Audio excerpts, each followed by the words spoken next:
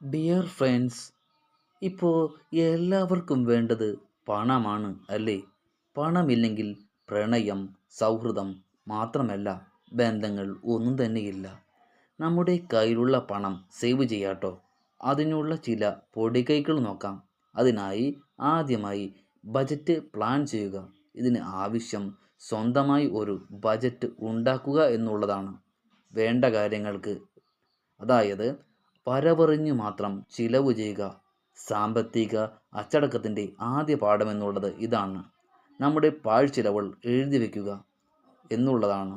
നാട്ടുകാരെ കാണിക്കാനായി വലിയ ബംഗ്ലാവോ, വലിയ വീടോ, മക്കളുടെ ആഡംബര വിവാഹമോ അങ്ങനെയൊന്നും നടത്താതിരിക്കുക.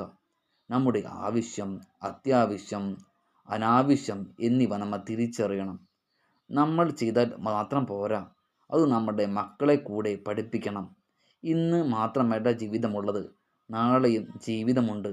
അതിനെക്കുറിച്ച് ഒരു ചിന്ത ഉണ്ടായിരിക്കേണ്ടത് വളരെ അത്യന്താപേക്ഷിതമാണ്. നമ്മൾ വളരെയധികം ശ്രദ്ധിക്കേണ്ട ഒരു കാര്യമാണത്. ഒരാവശ്യം വരുമ്പോൾ പെട്ടെന്ന് എടുക്കാൻ വേണ്ടി പണം സേവ് ചെയ്യണം. ആദ്യം ചെറിയ തുക പോസ്റ്റ് ഓഫീസിൽ നിക്ഷേപിക്കുക, ഒരു കുറി പോലെ. ഫാമിലി ഉൾപ്പെടെ പുറത്തുനിന്നും ഭക്ഷണം കഴിക്കുന്നത് നിർത്തുകയോ പരമാവധി കുറയ്ക്കുകയോ ചെയ്യുക.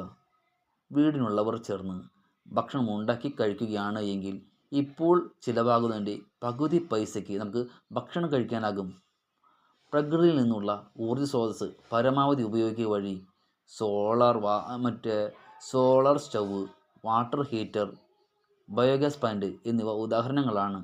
ഗ്യാസ് വാങ്ങിക്കുന്നതിൽ ഒരു വലിയ തുക നമുക്ക് നീക്കിയിരുത്താനാകും.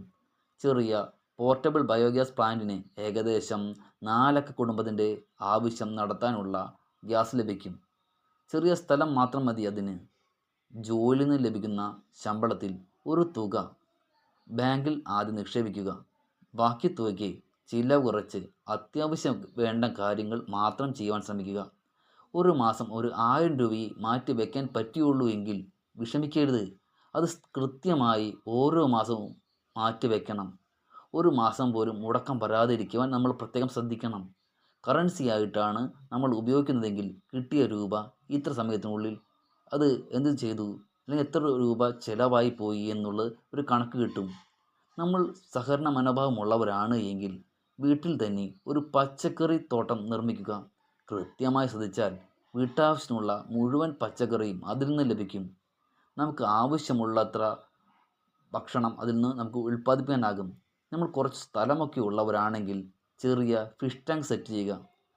അത്യാവശ്യം നല്ല രീതിയിൽ കൊണ്ടു നടക്കാൻ